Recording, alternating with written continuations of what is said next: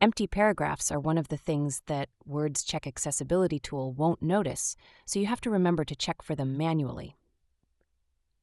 You could do this by using the arrow keys to move through your document and look for blank lines, but you can also turn on the paragraph symbols to create a more obvious visual clue. Anywhere that you have a paragraph symbol on a line by itself is an empty paragraph and should be removed. When I'm working on remediating somebody else's document and I need to remove empty paragraphs, I start by saving a copy of the document so that I can accurately recreate the visual gaps that they wanted afterwards. I could manually look for and delete each empty paragraph, but it is possible to catch most of them in one step using Find and Replace. In Word and most other tools, you can open Find and Replace with the shortcut Control-H. Expand the More button to reveal the Special button, which has a selection of different formatting features that you might want to search for. I'm looking for paragraph mark, which is at the top. If I ever manage to memorize that the expression for paragraph mark is $P, I can just type that in, but since this isn't consistent across various tools that I use, I generally go find it in the menu. What I want to find is any instance in my document where there are 2 paragraph marks in a row with no content in between, which would result in an empty paragraph, so I'll put that in twice. Then I want to replace it with a single paragraph mark, so I'll put that in Replace. Now if I just choose Replace All, it will remove each instance that it finds, which removes most of the empty paragraphs from the document. I can keep clicking Replace All until there aren't any left. But if I find one place in the document that has a lot of empty paragraphs, it might be faster to delete that segment manually. Now I can open the original document, place the 2 side by side, and recreate the visual spacing without creating empty paragraphs. First, I see that the second paragraph was meant to have space between it and its neighbor. With my cursor in that paragraph, I can open the Layout tab, find the paragraph group, and increase the space after paragraph. If I want to exactly match the space in the original document, I can check the font size of the empty paragraph and put that value into my space after paragraph. This second heading was pushed onto the next page with a series of blank lines. Instead, I should add a page break.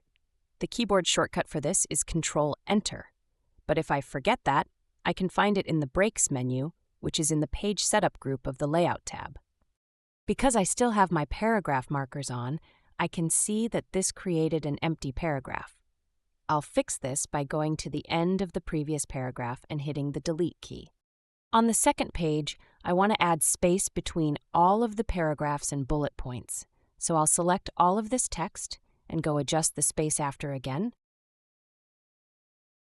My bullet spacing didn't change. Let's go back to the Home tab and see what we can do to fix this. If I expand the Styles menu, I can see that there is a style specific to list paragraphs.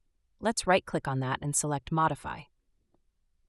If you're navigating by keyboard on Windows, the keyboard shortcut for right-click is Shift F10. In the style description, it specifies don't add space between paragraphs of the same style, which is why the spacing that I added didn't work. I can't edit that in this window. I need to expand the Format menu and select Paragraph to open the Paragraph window. While I'm in here, I can set the space after to 12 so that it's built into the style instead of something that I need to add manually to my list. Then right below that is the checkbox that I'm looking for, Don't add space between paragraphs of the same style, which I need to uncheck.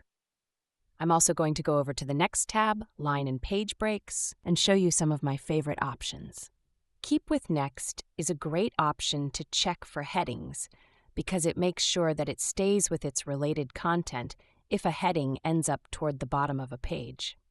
I usually like to have Keep Lines Together checked because I think that a document is more readable when your paragraphs and sentences aren't interrupted by a page break.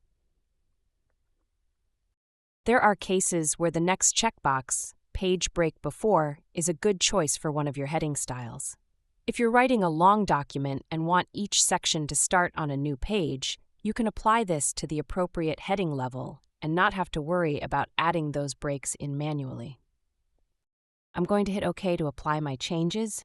Now, my list items have the visual space that they had before, but will be read as a single cohesive list with 5 items instead of 5 lists with 1 item each. That's a significant difference in user experience. My remediated document visually matches the original, but is formatted more accessibly. You can see how adjusting the paragraph spacing of your styles as you work, instead of adding blank paragraphs, would save a lot of time when finalizing a document. That's one of the reasons that I like to start all of my documents in a template where my styles already have the kind of visual spacing I prefer. You can find a link to our generic template collection on this YouTube channel.